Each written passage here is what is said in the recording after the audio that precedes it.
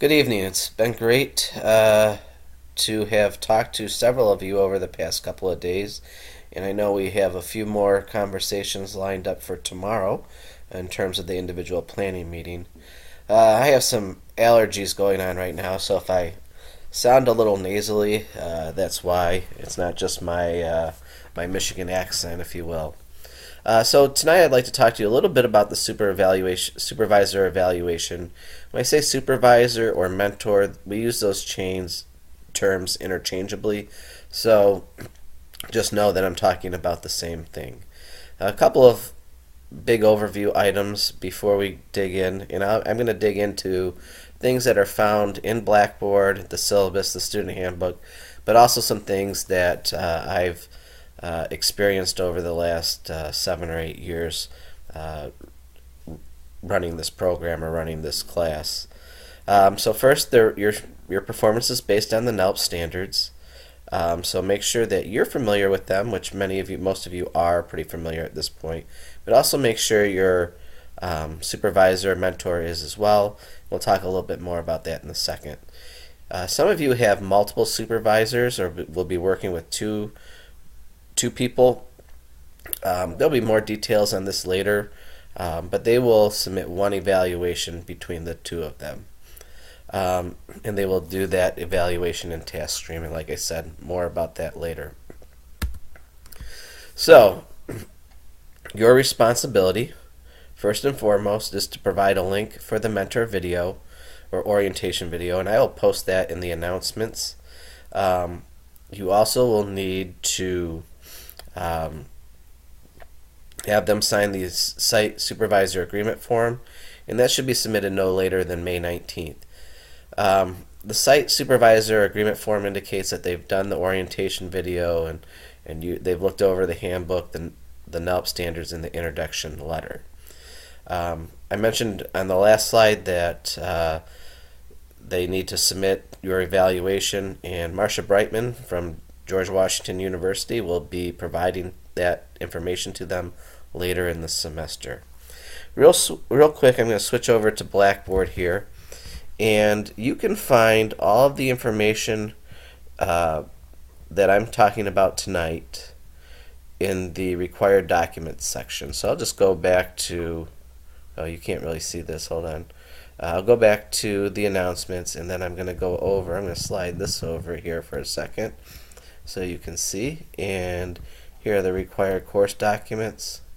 You can see here's the administrative internship and handbook, site supervisor mentor agreement form. And if you click on this link, this will give you the opportunity to submit the form when it's complete. You also have the internship log, which many of you have already. Well, all of you already have. You should already have this, unless this is your first class in the sequence. So this is the same log that you've been using all the way along. It's not a different one. And then here we have the mentor training, and if you click on the letter, it actually has a link to the training video. So these links are live. Okay, I'm going to close that out for right now. And I'm going to go back to our supervisor evaluation slides. So as these come up, let's talk a little bit about the role of the mentor. They need to complete the 30-minute mentor training. The video that I just showed you is actually about 12 and a half minutes. Of course, sign and complete the supervisor form. Develop and offer experiences over your 200 hours. These should be authentic experiences, and we'll get a little bit more. This is an important bullet. We'll get a little bit into this later on in the presentation. Mentor and supervisee, well, I should say supervisor. My apologies. Should sign the log when you're all done at the end of the internship. And then they are required to evaluate your mastery of the NELP standards.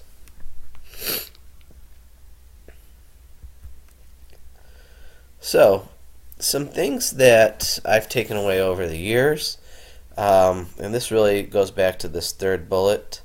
Make sure that you take initiative from the beginning and demonstrate your work ethic.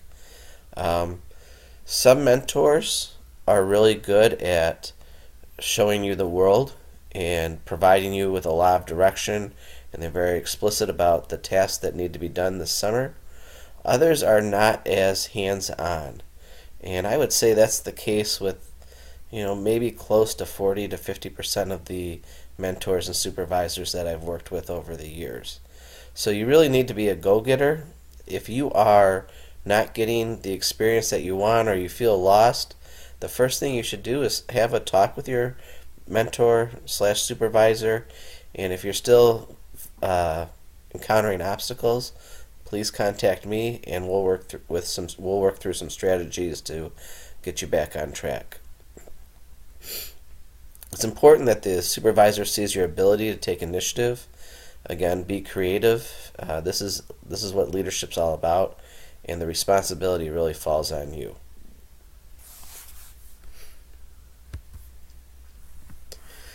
It's helpful to be planful with your supervisor. Many of you have already met with them. Sit down with them, talk about the NELP standards, which ones are important to you that you feel like you really want to work on this semester. I asked you a little bit about that in your individual planning meeting guide that I provided you, and we do talk a little bit about those as well. Having a plan means you'll get more in a very leadership experience. Sometimes mentors or supervisors will give you an observational role, and that's great for part of the time, but you really need to be leading people and interacting with people, because that's what leadership's about. So you can learn a lot from observing, but you can learn more by doing. So combining those two will provide you a very rich experience. But if you find yourself more on the observational end, then we need to have a talk so we can get you some more hands-on leadership experiences. So, some words of advice. This reminds me of when I was a student teacher, actually. I've heard the same thing. Take on as much responsibility as you can. Think of this really as a job interview, a 3-month-long job interview. You won't be able to do everything there is to possibly do in a school over this period, but you will be able to do a lot. And some of that is what's handed to you, and some of it's what you create on your own. Of course, a lot of that, what you'll create on your own, will be done with the professional learning project.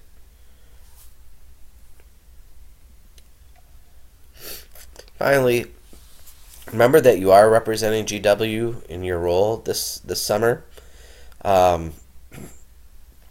It's important that you follow through on your commitments. So, and what I mean by that is, of course, if you say you're going to do something. But you want to see this internship through the end. And if you hit your 200 hours in week 2, but there's still work left to do, we expect you to tie up all the loose ends. I don't imagine anybody will have any problem with that or getting the 200 hours. Speaking of hours, there was a question recently about, well, if I'm working from home, can I count those hours? And the answer to that is absolutely.